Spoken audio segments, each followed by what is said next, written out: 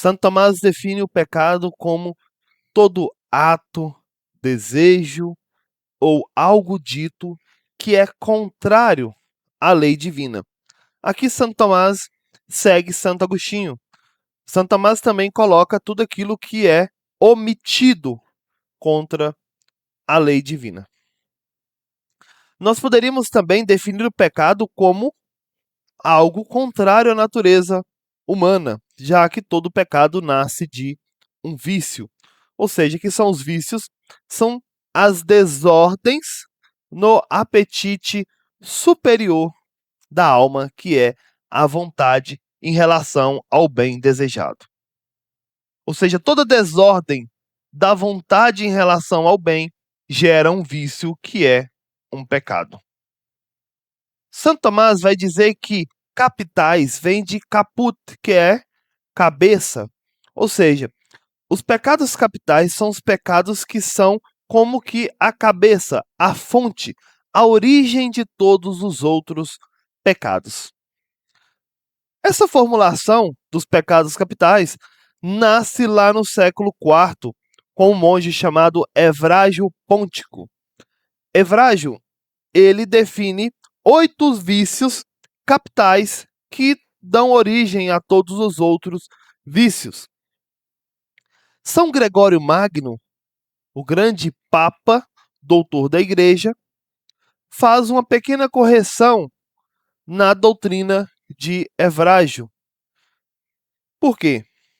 São Gregório Magno vai dizer que são 7 pecados capitais e ele pega a soberba e coloca como um pecado geral ou especial. Então ele coloca a soberba como a raiz, a rainha de todos os vícios capitais. Por isso a soberba ela não entra dentro da lista dos 7, mas ela é como que a raiz, a mãe de todos os 7 pecados capitais. Então, São Gregório Magno, né, que é seguido a fino por Santo Tomás, vai definir os seguintes 7 pecados capitais. Primeiro, a vanglória. Segundo, a inveja. Terceiro, a assídia. Quarto, a ira. Quinto, a avareza. Sexto, a gula.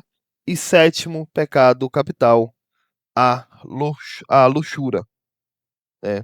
Então, a soberba, enquanto pecado geral, né, é a raiz de todas as outras desordens. Não que todos os pecados nasçam propriamente da soberba, né? Eles podem nascer ou não da soberba, mas todos os pecados capitais nos conduzem à soberba, né? Que nós iremos definir o conceito de soberba na próxima aula, onde nós iremos, né, observar o que é a soberba, quais as espécies da soberba e como a soberba se aplica a práticas que nós temos no nosso cotidiano atual. Então, Santo Tomás, né, ele depois vai trazer a definição, né, completa, né, ele vai completar a doutrina de São Gregório Magno, né, não mudando a ordem dos pecados capitais, mas ele aprofunda esses pecados e nos traz de forma perfeita aqui, né, nas questões disputadas sobre o mal, quais são esses pecados. Santo Tomás ele tem um fato, né, interessante no seu pensamento, é que Santo Tomás ele consegue juntar e aprofundar tudo aquilo que ele estudou. Então, quando nós vamos a fundo na doutrina de Santo Tomás, nós vemos que Santo Tomás pega os ensinamentos de todos os antigos e aprofunda ele tem essa capacidade de elevar, né, os pensamentos dos autores anteriores a ele, que ele estudou.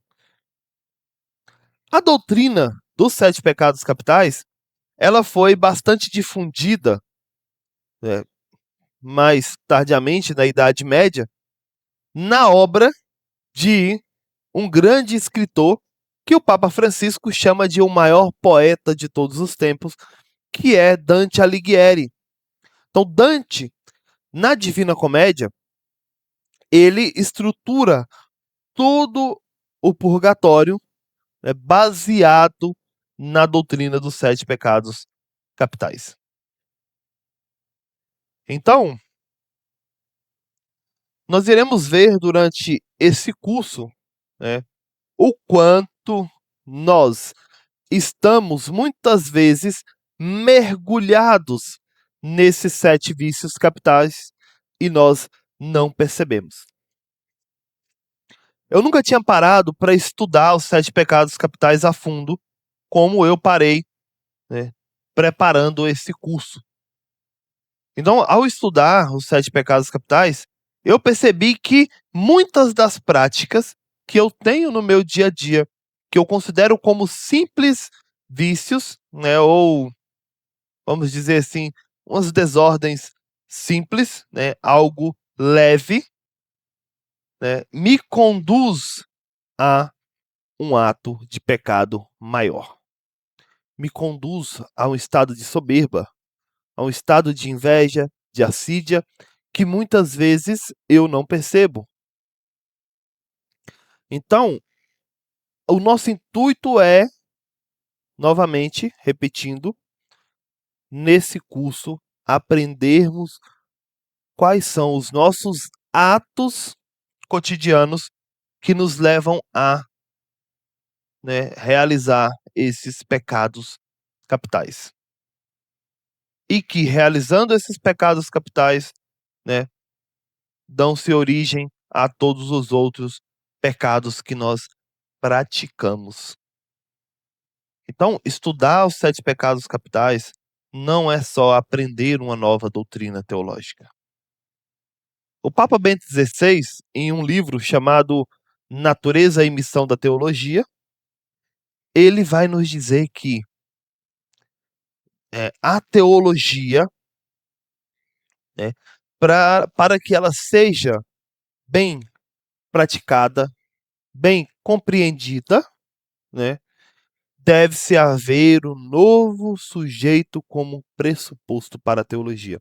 Ou seja, nós necessitamos de uma conversão e não somente de uma compreensão. A compreensão da doutrina teológica da igreja, ela só vem a partir de uma conversão ou mudança interior. Então, os sete pecados capitais não é um curso somente para aprender conceitos, mas para aprendermos um caminho de mudança e conversão interior. Então, eu espero que nós possamos juntos caminhar em direção a esse estado de conversão interior. Se não formos sair, né, santos deste curso, que possamos juntos sair caminhando em direção a um estado de conversão. Lembrando aquilo que nos diz Santo Agostinho, né, que se Deus voltar, se ele não nos pegar santos, que ele pelo menos encontre, né, no caminho, buscando a santidade.